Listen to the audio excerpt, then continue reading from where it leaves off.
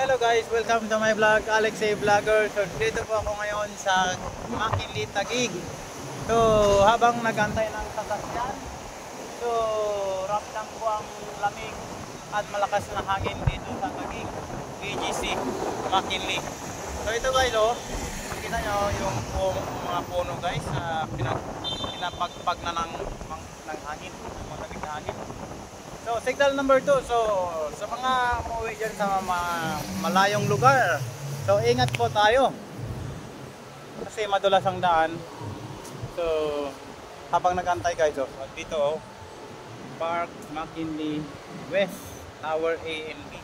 So napakagandang building na to guys. So di basta-basta yung nakakatira dito guys, mayayaman dito nakakatira, mga negosyante.